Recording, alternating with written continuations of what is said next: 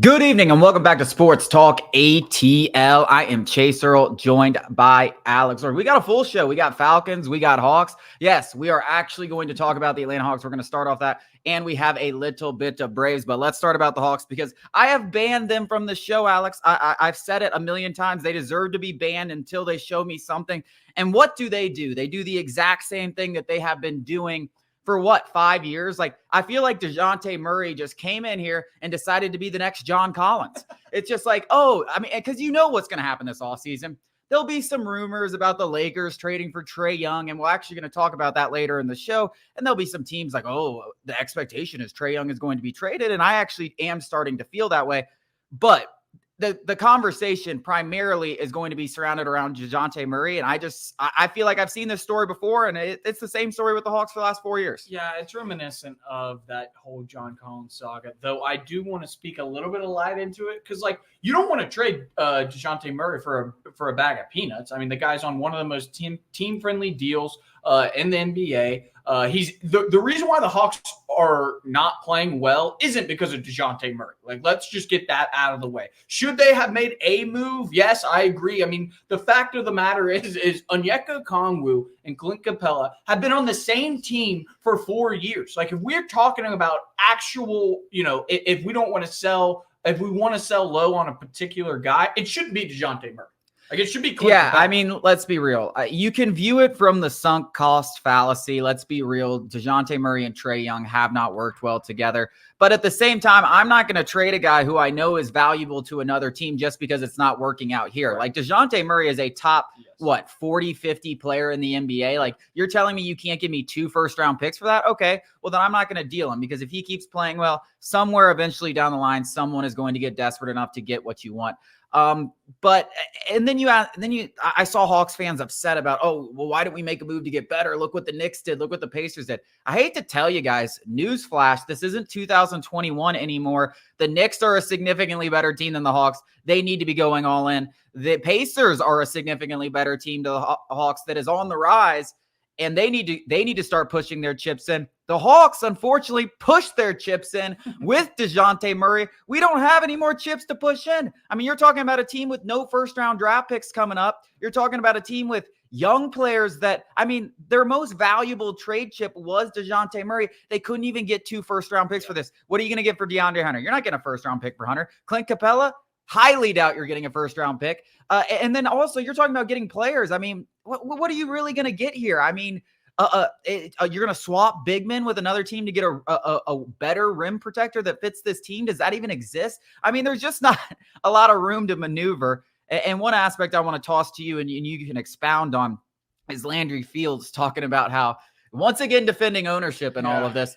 I'm the guy making the moves. If you're going to complain at someone, complain at me. Well, if you want the heat, baby, if you want the heat, we will give it to you. So I don't necessarily hate the idea that Landry Field is taking ownership of at least the personnel decision-making aspect of the franchise. But if you're a Hawks fan and you believe him, I've got some oceanfront property in Utah and Arizona to sell you because I don't know what – it's the same thing with the Falcons and Rich McKay and his role in it. And if you believe it, good for you. I'm not that gullible. Fool me once, the same. Fool me twice. I don't believe it. And the fact of the matter is the Hawks are in this position because they listen to ownership instead of the guys who are paid to make basketball decisions. And that is Schlink. They went with Nick Ressler. That is clearly a powerful voice in the Hawks front office. Somebody who's our age in charge of $1 billion company, and it's clearly showing. And I think that, the biggest problem with what I have with the Hawks is at this point, my opinion is they're damned if they do, they damned if they don't. Because if they made a trade, we'd be probably having a very similar conversation as that they made no moves. And that's because they haven't earned the right to just be like, all right, give it time. Maybe they've got something up their sleeve because let's be honest, they haven't done anything right since 2021. They have not done one single thing right since 2021. The thing I keep going back to is, why is Clint Capela still on this team?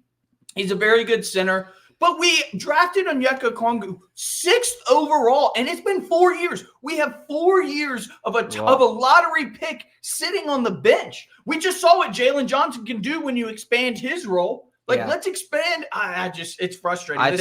I think the problem with the Okongwu is the rim protection. I don't think, truthfully, he has what it takes to be a center. But at the same time, you don't know until you try and you really give him those minutes. Well, I do know that Clint Capela is severely hindering Jalen Johnson's potential. I mean, that's not even arguable. Yeah, I mean, here's the thing, guys. There was nothing that the Hawks were going to do that were going to change their situation.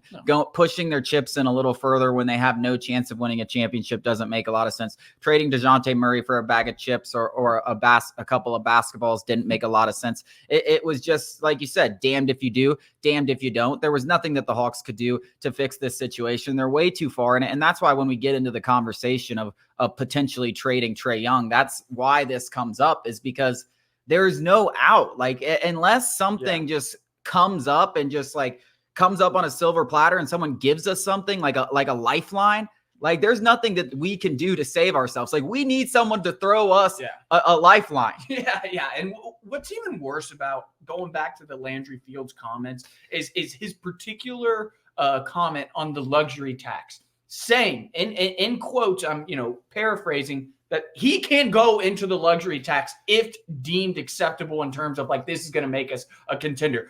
Newsflash, everything since 2021, that magical run, has been in a cost-cutting measure. As Kevin Huerter was traded, cost-cutting. John Collins, and listen, those guys have obviously not exactly panned out in incredible ways with their specific teams.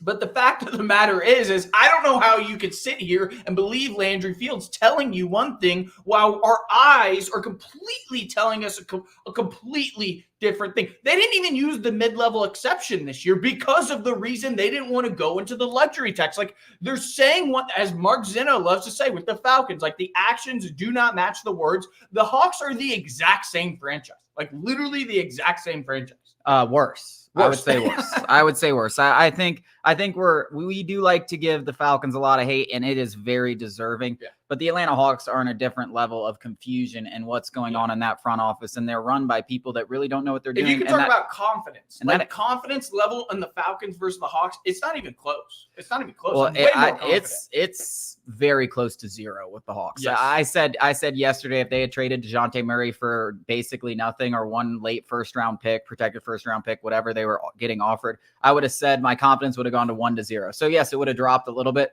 but there's not a lot of confidence to be had. And it was funny. I saw a tweet from Carl Dukes from 92.9 The Game talking about the Hawks were never going to make the wrong move. I said, there's absolutely no way you tweeted that and you were serious. Like, that has to be a joke. Did you type that out and think at least a little bit about what you were saying? Because this team, we think standing pat was probably their only correct move. And I wouldn't even call it a correct move. It's just kind of something they were forced to be able to do.